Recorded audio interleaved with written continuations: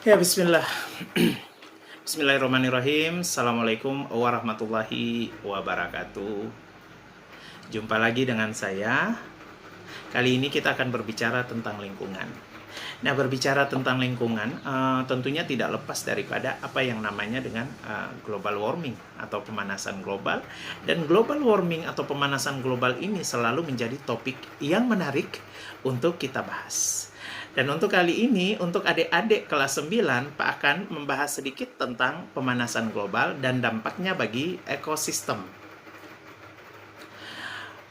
Seperti yang kita ketahui bersama, bahwa pengertian dari global warming atau pemanasan global ini sebenarnya adalah peningkatan suhu atau temperatur rata-rata di permukaan bumi.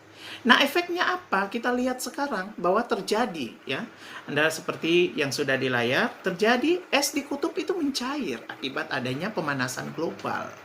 Gletser di pegunungan Alpen Eropa mencair, dan kemudian Anda lihat bahwa habitat beruang kutub atau ekosistem yang ada di kutub tersebut tentunya akan berpengaruh. Saya kasih contoh bahwa habitat beruang kutub itu dia berkurang. Nah, sebenarnya apa sih penyebab daripada pemanasan global atau global warming? Salah satu penyebabnya itu adalah tentu dari gas rumah kaca. Kita lihat yang pertama, penyebab dari pemanasan global. Yang pertama itu adalah pembakaran fosil. Contoh, kita tahu bahwa bahan bakar fosil itu diantaranya adalah bensin, solar, dan lain sebagainya. Dan ini saya kasih contoh misalnya solar, ya, banyak sekali digunakan di pabrik. Dan tentunya akan banyak juga yang menghasilkan CO2. CO2 ini adalah sebagai salah satu hasil daripada pembakaran fosil yang merupakan gas rumah kaca. Begitu juga dengan kendaraan bermotor, mobil, ya, motor, dan lain sebagainya. Kemudian yang kedua tentu terkait dengan aktivitas peternakan dan pertanian, yang menghasilkan gas metana atau CH4. Kenapa? Kotoran, salah satu contohnya kotoran sapi, ya, dengan semakin banyak peternakan dia dirikan, maka kotoran dari sapi tersebut itu akan menghasilkan metana. Metana juga termasuk dalam gas rumah kaca. Nah, seperti itu. Kemudian yang ketiga adalah pengurahan lahan hijau untuk dialihfungsikan. Nah, ini penting sekali. Kalau kita berbicara tentang pengurahan lahan hijau untuk dialihfungsikan, kita lihat akhir-akhir ini, ya, lahan hijau, ya, sering dialihfungsikan menjadi perumahan, pusat perbelanjaan, ataupun juga sebagai pabrik. Ketika lahan hijau tidak ada, ya, ketika lahan hijau tidak ada atau berkurang, berarti semakin berkurang juga. Semakin berkurang juga apa itu? Pohon. Kita tahu dalam foto seperti yang kita ketahui bersama, dengan ada lahan hijau ini tentunya sangat penting untuk menghasilkan oksigen. Karena kenapa? Tumbuhan, pepohonan melakukan fotosintesis, yang mana dalam fotosintesis itu sangat membutuhkan karbon dioksida atau CO2 yang dihasilkan baik dari manusia, ya, hewan, ataupun seperti tadi daripada pembakaran fosil.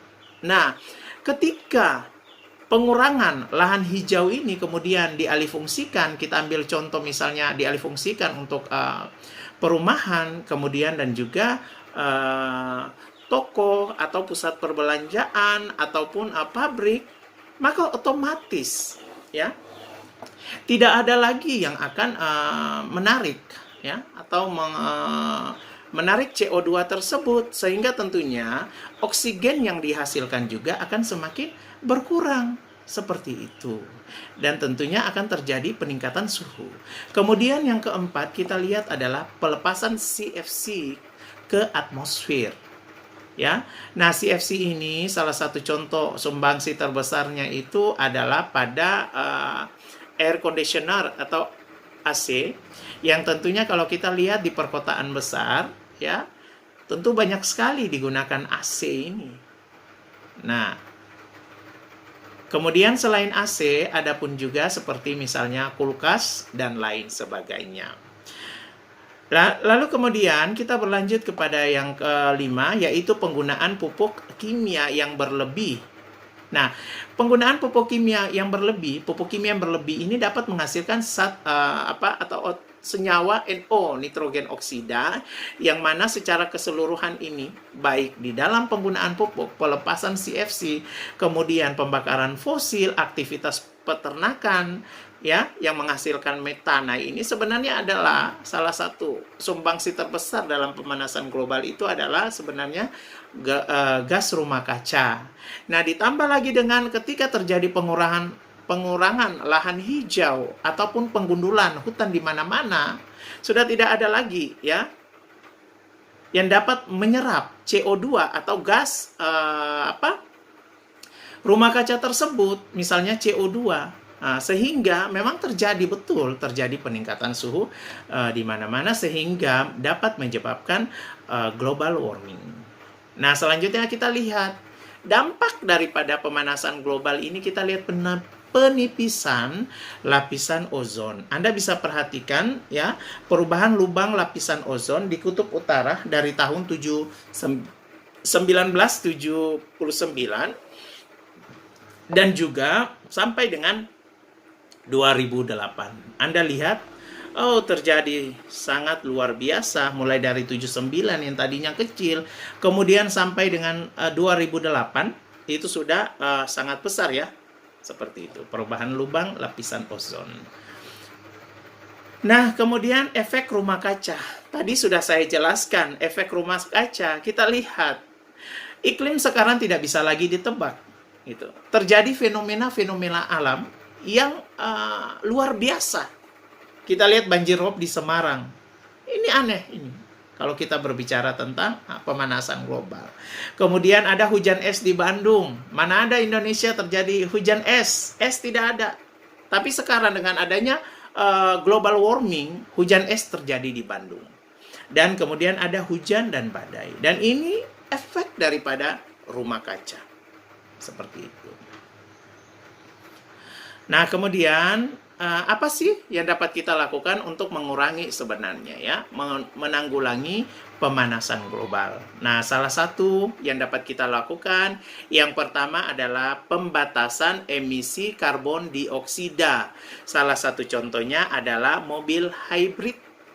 Nah, mobil hybrid ini penting, ataupun juga mobil yang menggunakan listrik, artinya sumber energinya dari listrik, ketimbang harus menggunakan bahan bakar fosil. Ataupun juga kita bisa lihat mobil hybrid yang menggunakan bahan bakar alternatif yang ramah lingkungan. Dan saat ini memang lagi dicanangkan atau lagi gencar-gencarnya dibuat mobil hybrid yang dapat dipakai di Indonesia.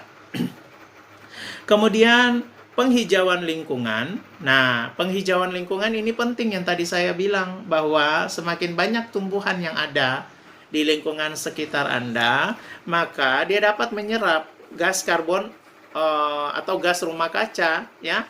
Ataupun kan kita tahu bahwa pohon itu dapat menyerap gas rumah kaca, yang salah satu contohnya adalah CO2, karbon dioksida. Jadi dari mulai sekarang, ya, jadi mulai sekarang itu sebenarnya yang kita lakukan itu adalah penghijauan dari pekarangan rumah. Selebih lagi kita dapat membuat program-program penanaman dan sebagainya. Kemudian yang ketiga tentu adalah penghematan energi pada alat-alat listrik.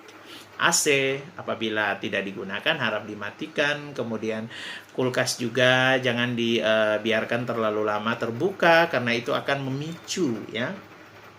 Kemudian intinya bahwa dalam penghematan energi pada alat-alat listrik ini, saya kasih contoh, ya, memanfaatkan cahaya matahari sebagai penerangan pada siang hari.